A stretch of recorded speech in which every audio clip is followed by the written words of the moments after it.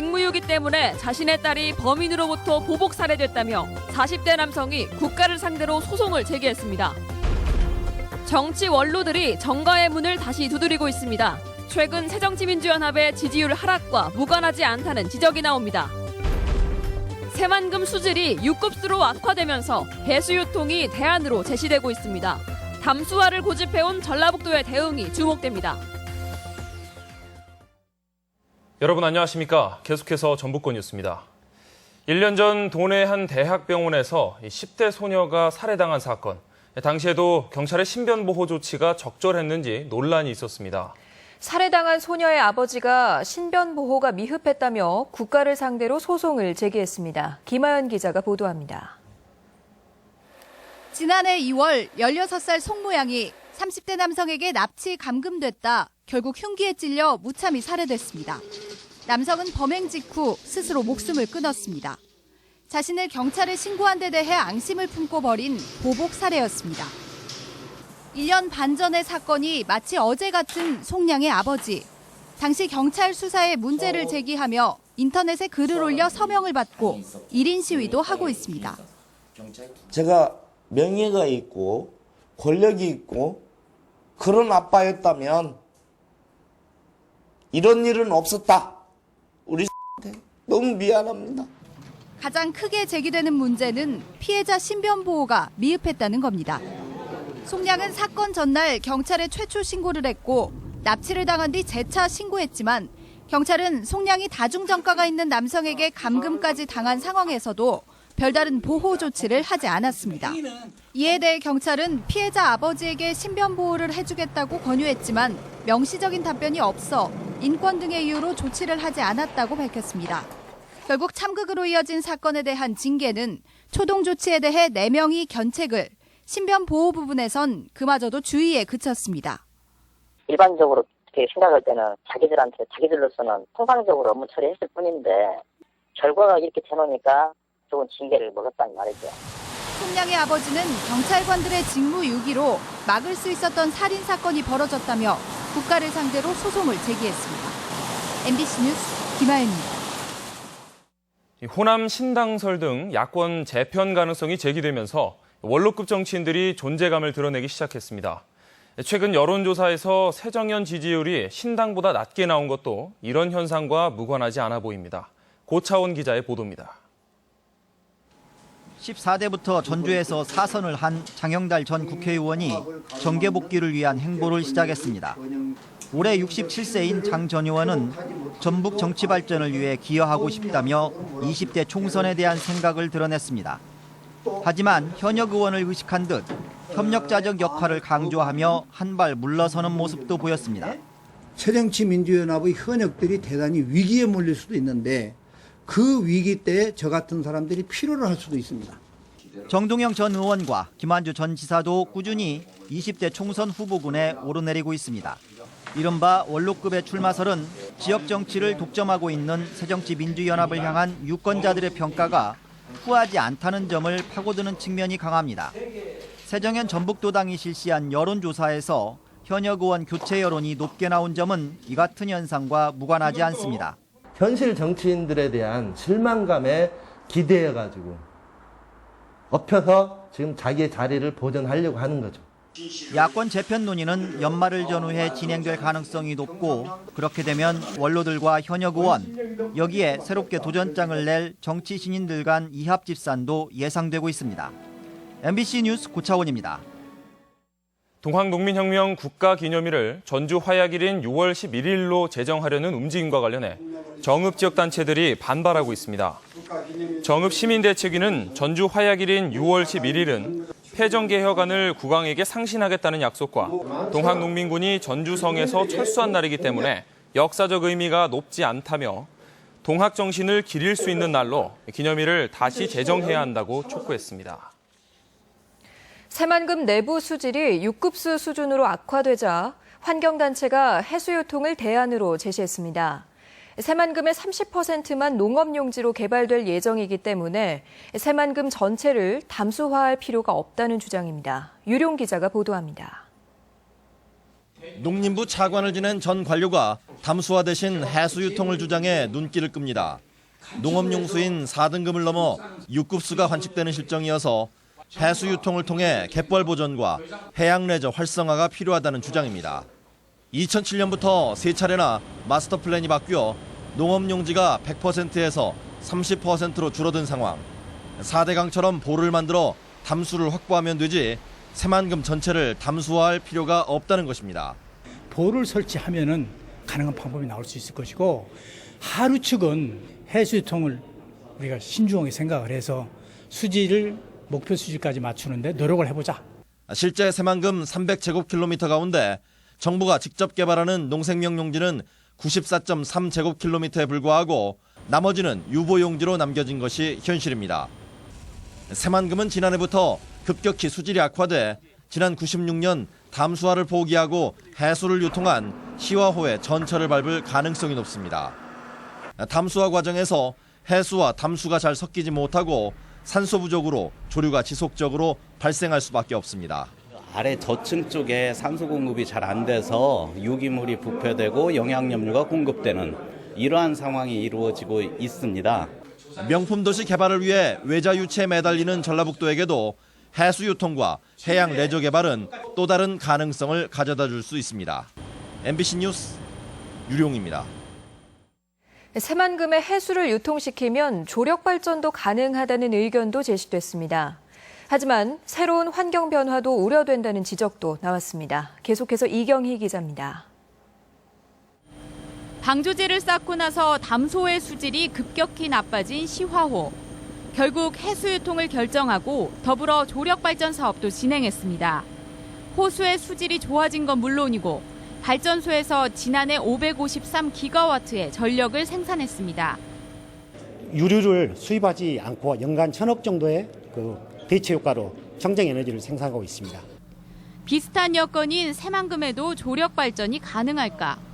새만금의 조석차는 5.3m 정도로 시화호보다 낙차는 적지만 면적이 훨씬 넓다는 게 장점입니다.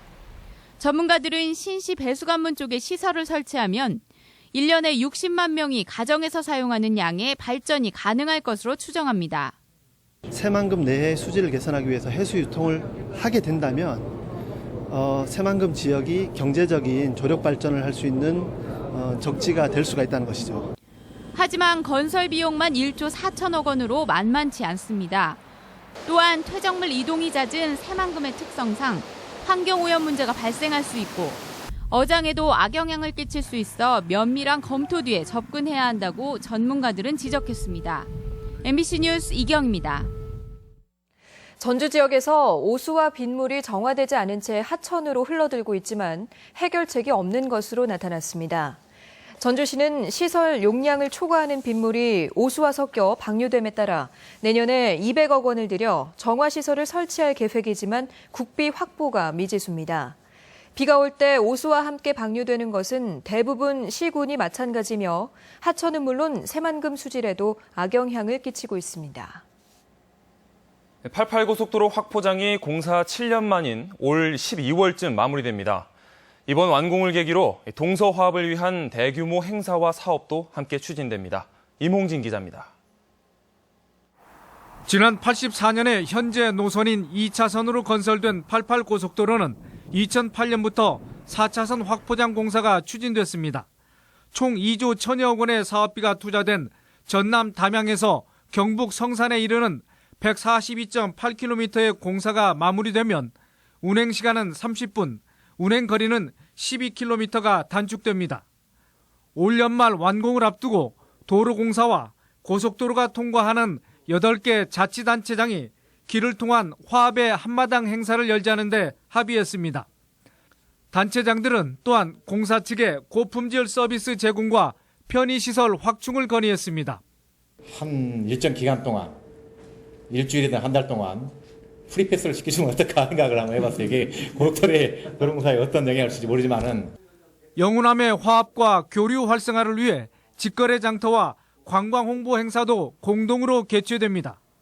도로공사 측은 그동안 사고와 정체 오명을 벗지 못한 88고속도로에 대해 안전성을 높이는 데 주력했다고 밝혔습니다. 차선 라인도 하이라인으로 해서 국민 눈에 잘 비치는 라인으로 다 바꾸고 터널도 이제 LED 쪽으로 다 바뀌어서 당초 개통 취지를 충분히 살리고 지역성을 부각시킨다는 차원에서 88고속도로의 명칭 변경도 검토되고 있습니다. 88고속도로의 새 단장으로 지역균형 발전과 물류 지원 체계 개선이 기대되고 있습니다. MBC 뉴스 임홍진입니다. 중국 연수 도중 버스 추락 사고를 겪은 지방행정연수원 공무원 동료들이 연수원으로 복귀했습니다. 사망자 9명과 부상자 16명을 제외한 100여 명의 공무원은 사고 발생 8일 만인 오늘 연수원으로 복귀해 합동 분향소에서 숨진 동료들의 넋을 위로하고 심리 치료를 받았습니다. 민주노총 전북본부는 오늘 기자회견을 열고 정부가 내년 법정 최저임금을 6,030원, 월급 기준 126만 원으로 정한 것은 현실을 외면한 기만적인 행위라고 비판했습니다. 노동계는 현 최저 생계비가 1인 가구 가계 지출인 월 166만 원에 훨씬 못 미친다며 최저임금이 생활임금 수준인 10,000원으로 올라야 한다고 주장했습니다. 이어서 오늘의 간추린 소식 전해드립니다. 전라감영 보건공사의 시작을 알리는 고유례가 옛 도청사 광장에서 열렸습니다. 구 도청사 건물은 올해 안에 철거되며 내년에는 선화당 등 주요 건물이 복원됩니다. 전주 완산과 덕진 수영장이 여름방학 한 달간 운영 시간을 오후 8시에서 오후 9시까지로 1시간 연장하며 초보자를 위한 여름방학 수영 특강이 열립니다. 익산 주얼팰리스의 보석 판매 업소들이 외국인 대상 사후 면세점으로 운영돼 보석을 구입하면 출국할 때 부가세를 환급받을 수 있게 됩니다. 민주노총 전북본부는 정부가 노동시간 연장과 임금피크제 도입을 밀어붙이고 있다며 15일 총파업을 예고했습니다. 한국노총도 97년 이후 처음으로 총파업을 가결했습니다. 전북대병원 19대 병원장에 강명재 교수가 임명됐습니다. 강 교수는 전북대 의대를 졸업하고 병립과장과 기획조정실장을 역임했습니다. 전북현대모터스의 에두가 중국으로 이적합니다. 에두는 K리그 클래식 20경기에 출전해 11골로 득점 선두에 올라 있어 이적하면 전력 차질이 예상됩니다. 전북 혁신도시의 가족 동반 이주율이 전국에서 가장 높은 것으로 나타났습니다. 국토교통부의 가족 동반 이주율 조사 결과 전북 혁신도시의 가족 동반 이주율은 34.3%로 전국 10개 혁신도시 평균 24.9%를 크게 웃돌아 전국 최고 수준을 기록했습니다. 독신과 미혼자를 제외하면 전북 혁신도시의 가족 동반 이주율은 47.3%로 이전 직원의 절반가량이 가족 동반 이주를 완료한 것으로 나타났습니다. 오는 22일 치러지는 전주 농협조합장 보궐선거 후보 등록 결과 유조성, 이성옥, 이민규, 정강주, 정주성 등 5명이 등록을 마쳤습니다. 이번 보궐선거 운동기간은 내일부터 21일까지 13일간이며 선거 공보와 어깨띠, 전화 등을 활용해 후보자만 선거운동을 할 수 있습니다. 전북 지역의 장기 임대주택 공급이 부족한 실정입니다. 전라북도는 올해 익산 인화지구 행복주택 600여 가구와 LH공사 매입 전세임대 900가구 등 1,600가구의 임대주택을 공급하는 한편 오는 2018년까지 장기 임대주택 10,000가구를 공급할 예정이라고 밝혔습니다. 하지만 서민들이 선호하는 임대아파트 신규 건설은 5,000호 정도에 그치고 나머지는 LH가 노후한 다가구 주택 등을 매입해 전세 임대하는 물량인 것으로 집계됐습니다. 군산 지역 상인들이 페이퍼코리아 공장 이전과 관련해 국민감사를 청구하기로 했습니다. 군산 아울렛 입점 저지 비상대책위원회는 군산시가 페이퍼코리아 공장 이전 비용과 이전 추진위원회 회의록을 투명하게 공개하지 않고 있다며 특혜 의혹 등을 지적하며 감사원에 감사를 청구하겠다고 밝혔습니다. 또 군산시의 상권 영향조사가 공정하게 이뤄지도록 조사위원회를 구성할 것을 촉구했습니다. 전북권 소식이었습니다.